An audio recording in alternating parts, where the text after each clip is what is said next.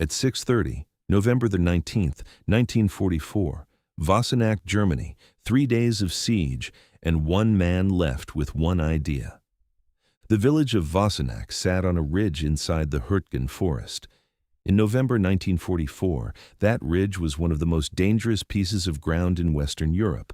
The forest swallowed everything: radio signals, artillery spotters, entire companies. Trees were so dense that shell bursts ripped through the canopy and sent wooden splinters sideways at head height. Men died from wood, not just shrapnel. The ground was a network of old logging trails and fire breaks that favored defenders who knew it. The Germans had been fortifying this sector since the summer. They had sighted machine gun positions in interlocking arcs. They had pre-registered every trail intersection with mortar coordinates. They had prepared this forest as a killing ground, and it was working. B Company, 112th Infantry Regiment, 28th Infantry Division, had been holding the western end of Wassenack's main street since November 6th. 13 days of grinding, freezing combat. They had lost 2 officers. One platoon was down to 11 men from its original 41. Ammunition resupply was coming by hand carry through an exposed draw because every vehicle route was pre-zeroed by German artillery. The temperature at night dropped below 20 degrees Fahrenheit. Men's boots were soaked from the mud. Trenchfoot was already taking men off the line before the Germans could. The medical station was full. Nobody was talking about relief. Before we go any further into what happened on that ridge, if your grandfather, your great-uncle, anyone in your family served in the Hürtgen Forest, in the Ardennes, or anywhere in the Second World War, drop their name in the comments. First name, last name, unit, if you know it. These men walked into places like Wassenack, and most of them never talked about it afterward. The least we can do is say their names out loud.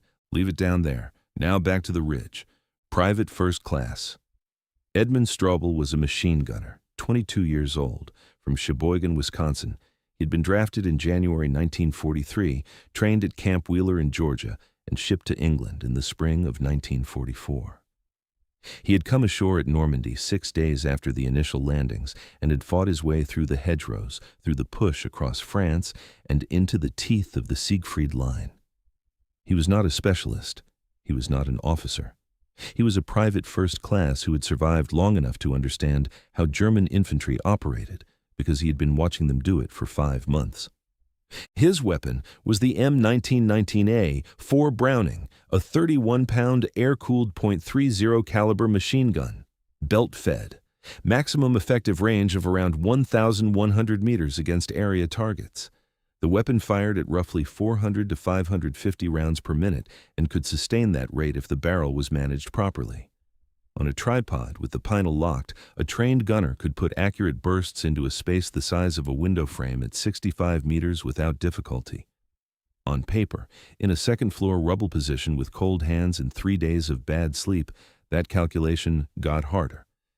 His assistant gunner was a 19-year-old from Harlan County, Kentucky, named Pruitt. No one on the line used first names much anymore. Pruitt carried the tripod and the ammunition boxes and had a gift for staying calm. Together, they had been assigned to cover the eastern approach into Wassenack, a 200-yard lane of open ground flanked by shattered houses and splintered fences. At the far end of that lane, at its eastern edge, sat the problem. For 3 days, the eastern lane had been dying. German infantry from the 275th Infantry Division had been probing Wassenack's eastern end in rotating shifts. Not massed assaults, disciplined, methodical pressure. Small teams would move into the rubble on the lane's flanks, establish a fire position, and bring accurate fire onto any American movement in the open ground. They would hold that position until suppressed, then pull back and allow the next team to push from a slightly different angle. Each probe was also a reconnaissance effort. They were mapping the American line one firing position at a time. By the morning of November the 19th, German forward observers had helped destroy or neutralize 5 American machine gun and rifle positions along that lane. It was not random luck. The neutralizations were too accurate and too consistent. Every time B Company moved a weapon, the Germans adjusted within an hour. Flanking fire would appear from a new angle. Mortars would drop onto the new position before the gun team had fully settled in. 3 men had been killed that way. 4 more were wounded. The German observation was not ground level. It was above the street. Strobel had noticed something on the evening of November 17th. He had not reported it immediately because he was not certain enough. Wassenack had a water tower, a rusted steel cylinder standing approximately 35 feet above the roofline at the eastern end of the main street, near the edge of the no-man's land boundary the two sides had settled into. The tower had been hit early in the fighting. Its concrete base was cracked. The exterior ladder on its south face had been knocked away by a near-miss artillery round. American command had dismissed it as a German position for two reasons. It was 60 meters into exposed ground, visible from 3 American positions, and there was no apparent way to get into it with the ladder gone. But Strobel had seen something that did not match the shadow pattern of a damaged structure.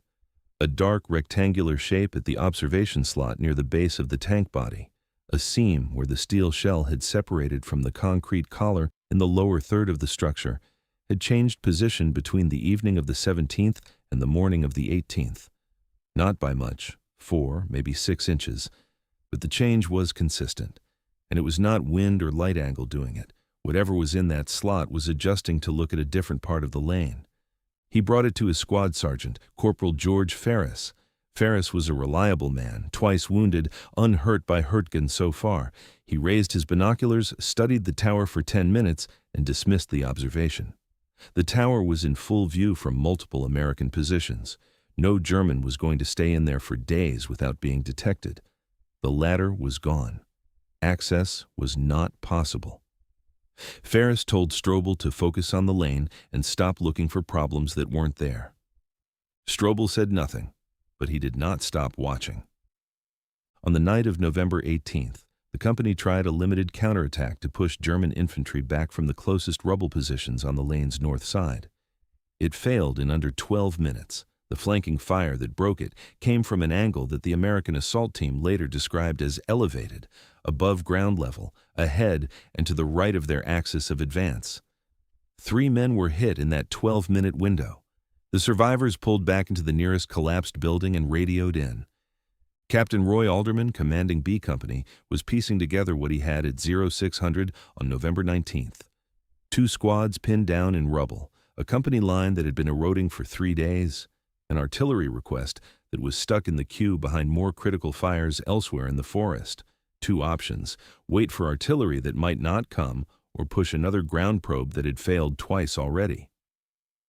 Strobel walked up to him at 0610 and made his case for the 3rd time. But this time, he was specific. He described the angle of the flanking fire from the failed counterattack. He described the 48-hour shadow pattern at the observation slot.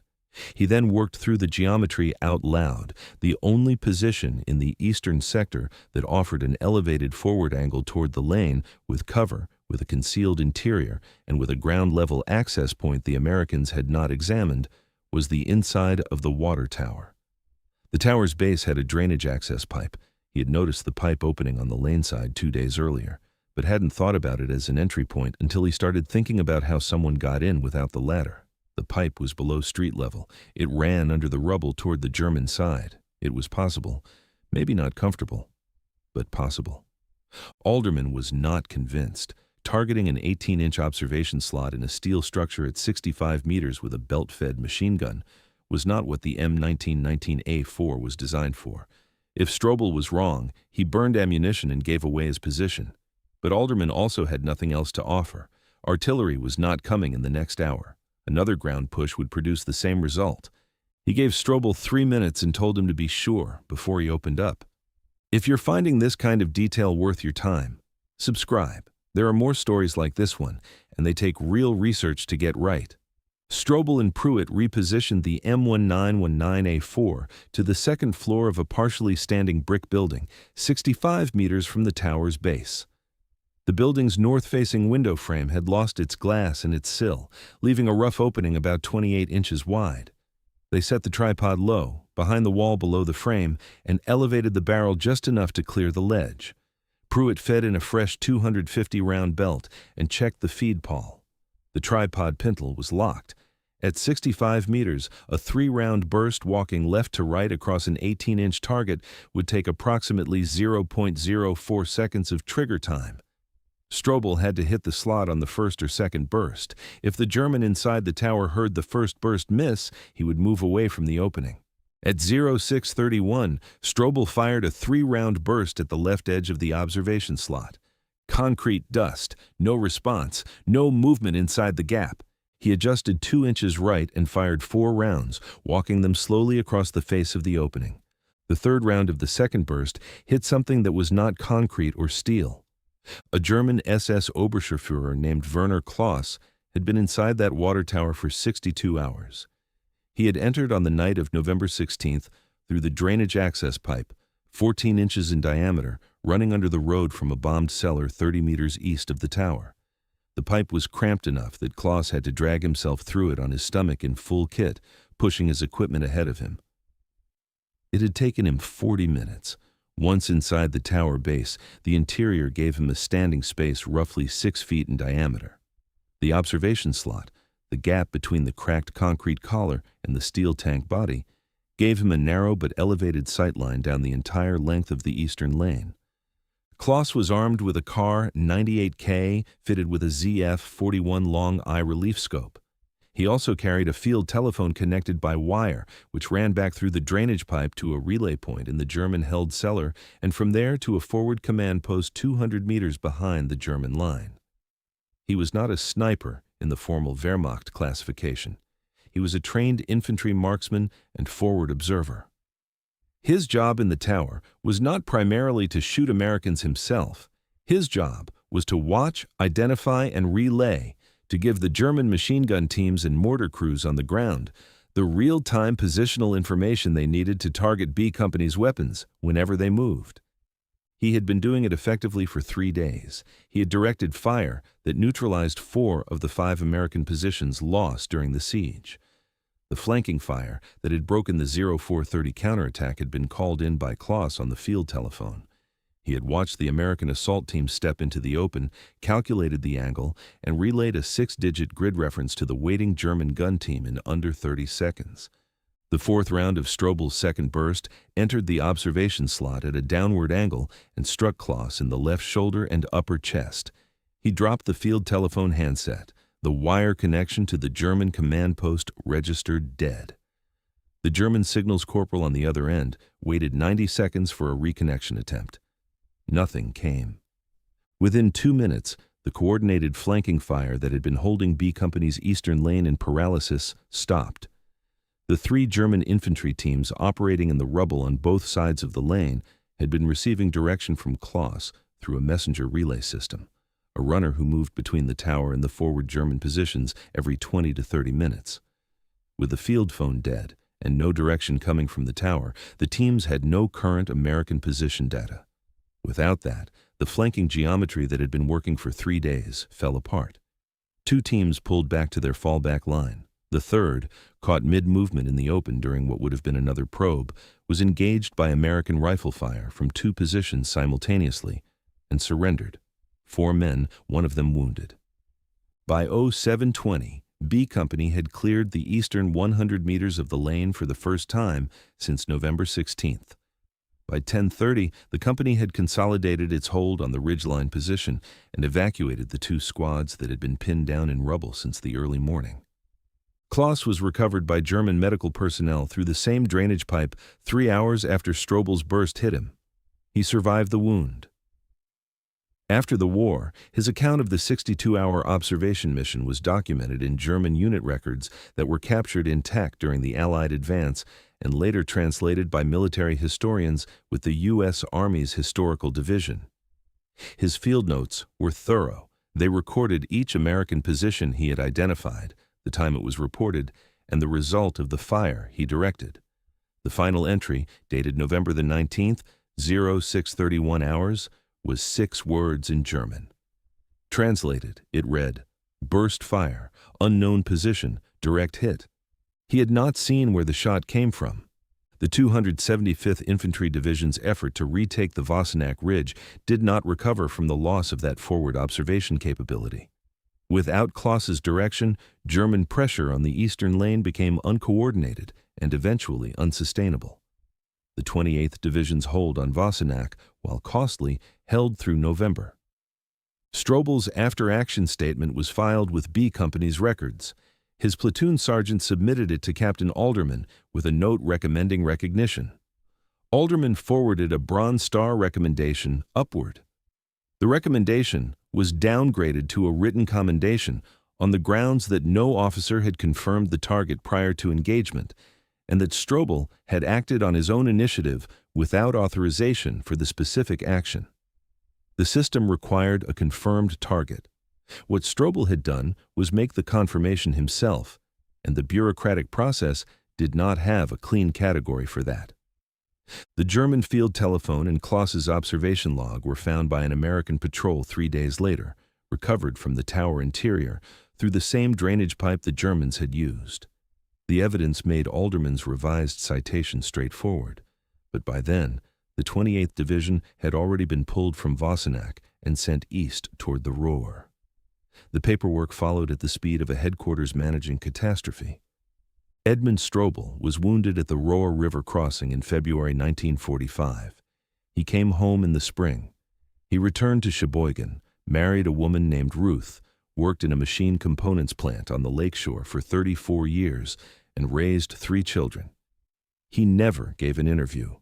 He never joined a veteran's speaking circuit. His daughter, going through his belongings in 1987 after he died of a stroke at age 65, found the written commendation letter in a shoebox beneath a folded flag. She had not known it existed. Neither had his sons. The water tower at Wassenack was demolished by the Germans during their withdrawal from the ridge. No structure marks the spot. No plaque was placed. Wassenack itself is a small German village today, largely rebuilt, with a military cemetery nearby that holds some of the men from both sides who died on that ridge in November 1944. What Strobel had done was notice something that everyone else had a reason to dismiss, hold on to it through 2 rejections, and still be right when the moment finally came. The tower was obvious. That's why nobody believed it.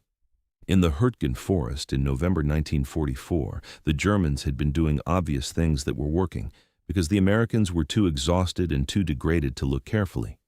Strobel looked carefully. 3 days, 2 dismissals, 1 shot.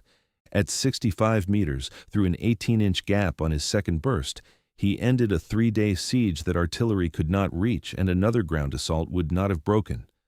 The shot itself took less than a second. The watching took 48 hours. The Hürtgen Forest cost the United States Army approximately 33,000 casualties between September 1944 and February 1945, more than the simultaneous Battle of the Bulge in terms of per-unit loss rates. It was a battle that gained almost no ground. It achieved almost no strategic objective of lasting value. Historians have questioned for decades why the American command kept feeding divisions into that forest when each division that went in came out a fraction of what it had been. The 28th Infantry Division, which held Wassenack, was so badly damaged by November 1944 that it was sent to a quiet sector of the Ardennes to rest and refit. That quiet sector was the same Ardennes front that the Germans hit on December 16th. The 28th Division was in the path of the main German thrust during the Battle of the Bulge. Men who had survived Wassenack fought again 6 weeks later in snow on roads that cut through the same kind of dense European forest they had just escaped. Strobel was one of them. He survived that too. Most of what he did survived only in a shoebox. The records that documented what he did in that brick building on November 19th are real. Buried in divisional after-action files at the National Archives, mentioned in translated German unit records, confirmed by a recovered field telephone, and a 6-word final log entry from the man he shot. Small facts, precise facts. The kind that don't get dramatized because nobody was watching when they happened, and the man who did it never talked.